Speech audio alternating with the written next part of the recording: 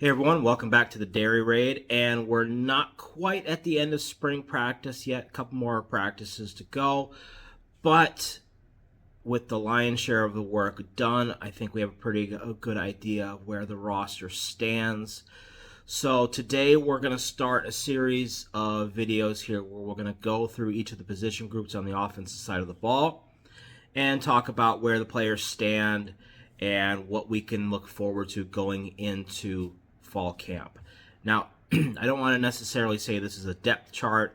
It's more, I guess, kind of generally group players and not thinking ones, twos, threes, but thinking contributors, etc. So today we are going to start with the offensive line, a position that, if you have watched any videos on this channel before, I heavily criticized all season last year, and I think they would agree as the players that it was rightfully so. But it's a position group that I am expecting a lot of improvement this year. Coach Blazek is a great teacher, and I really think he can bring the best out of the guys we have in the group. So let's take a look at the offensive line. So returning from last season, we've got Jack Nelson, Jake Renfro, Joe Huber, and Raleigh Malman occupying 4 out of the 5 starting spots in the offensive line.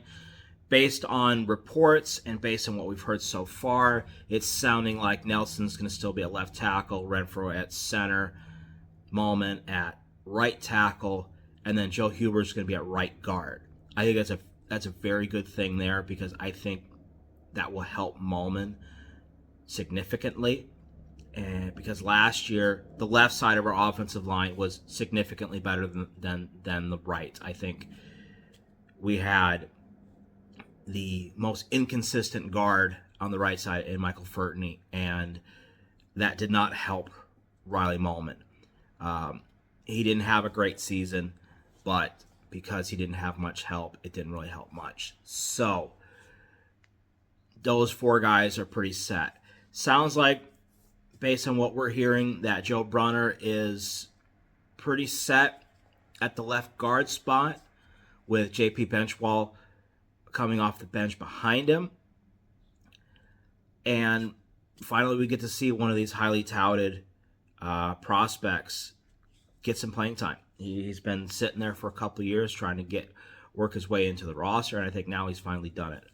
We've also been hearing reports that he has been working at several spots on the offensive line during practice, including left tackle, and possibly looking to be not necessarily a swing tackle, but a guy that they can see getting some reps there if they need it. Benchwell coming in at guard. Joe Huber's another guy who sounds like he's been getting a lot of work at multiple positions. It really sounds like he's played every position but left tackle in practice, and he probably has played left tackle. And I see him as being the super sub up the middle.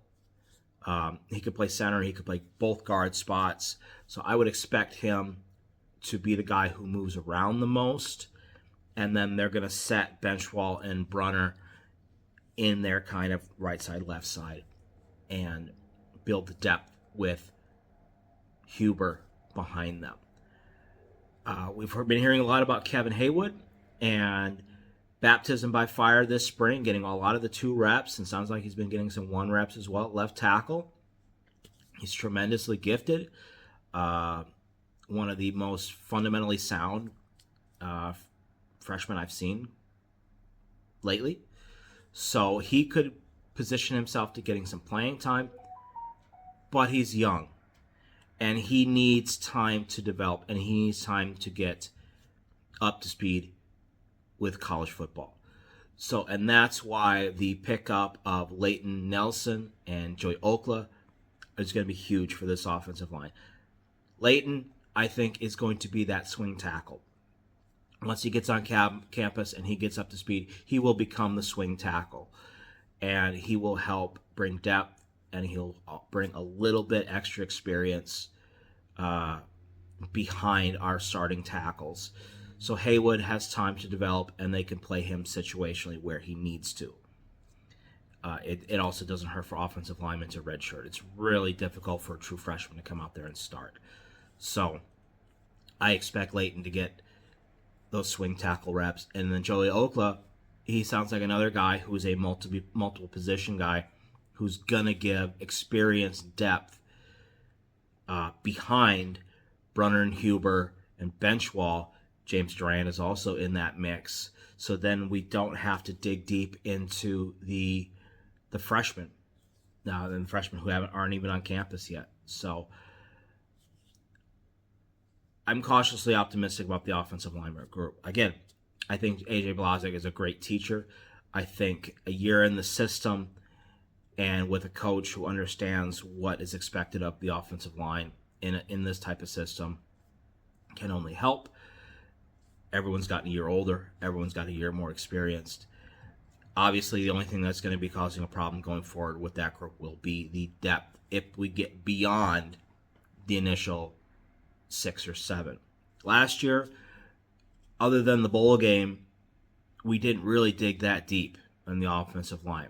Trey Wettig was number 6 for most of the year. He was the swing guy, and his playing time got less and less as the season went on. And was that out of necessity, or was that out of the first 5 did better? Who knows? I kind of think it was just out of necessity. The depth was not there. And when he left for Indiana and Rucci left for Penn State, we didn't lose much production. So we're trying to find 4 guys to replace 2 in that rotation. Get younger, get more athletic, get stronger, and the future of the offensive line is looking pretty good. So coming into the fall camp, obviously we're going to be having Croy, and Mandel coming in. So we're going to add a couple more. I think they're set on the transfer portal. I don't think they're going to bring in another one. So I think this is the group we're going to see. They're really going to be pushing to get Leighton Nelson, Joey Oakland up to speed so they can get in the depth here quickly. Because again, right as it stood 2 weeks ago, we were 2 injuries away from having 2 out of our starting 5 being true freshmen. So at least we're trending in the right direction. All right, so that's the offensive line. We expect improvements this season. All the key components of improvement from spring ball are there. Now they just need to go out and execute, and they need to get better in fall camp. So we'll see how it goes in fall camp. So that's the offensive line. Next time we are going to talk about the tight end group, a group full of a lot of mystery. How is that group going to move forward with the loss of Hayden Rucci, who only got 11 catches? So that'll be next time. See you then.